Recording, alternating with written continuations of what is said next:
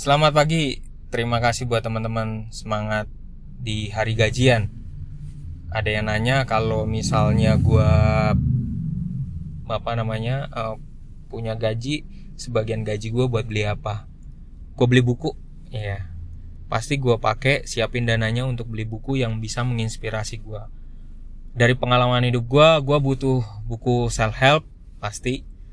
Terus kemudian buku tentang keuangan itu pasti karena ada mentor gue sangat menginspirasi hidup gue, jadi gue butuh refresh buku-buku tentang keuangan ya.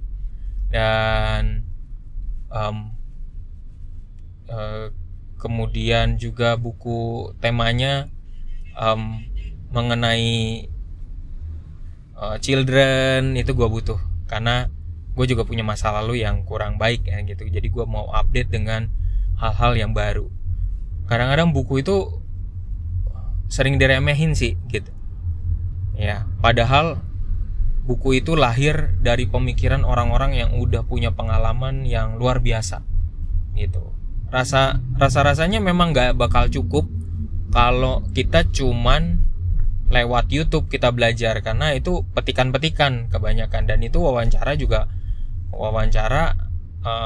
memang bisa ditonton di YouTube, tapi konsep ide pemikiran itu kebanyakan dari pengalaman gue lahir dari sebuah buku, karena di dalam sebuah buku itu orang menorehkan idenya cukup banyak. Dan kita kadang, gue juga kalau misalnya bikin conference, ngikutin conference ya, bikin paper yang di jurnal atau bikin paper yang untuk di proceeding ya, itu presentasi ya sebentar, nggak lama kok presentasinya 10 menit.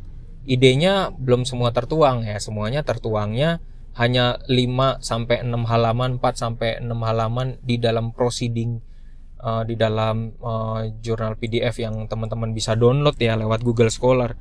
Tapi seorang penulis yang benar-benar dengan penuh hati, passion menulis, itu pasti bentuk tulisannya tuh jumlahnya banyak gitu, dan menuangkannya kan butuh berlembar-lembar untuk bisa menyampaikan idenya. Bahkan udah berlembar-lembar pun aja belum tentu teman-teman paham kan gitu.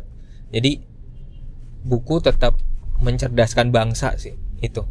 Jadi kalau mau ditanya sekali lagi, kita kembali ke awal, sebagian gaji gue kemana ya? Gue beli buku ya, biasanya gue beli bukunya di Periplus sih.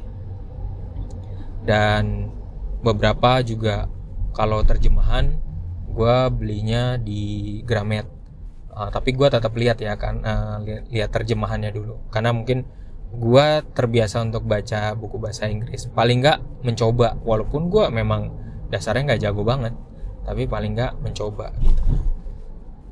Dan sekali lagi, buku itu penting banget buat kita, jadi buat kita terus update.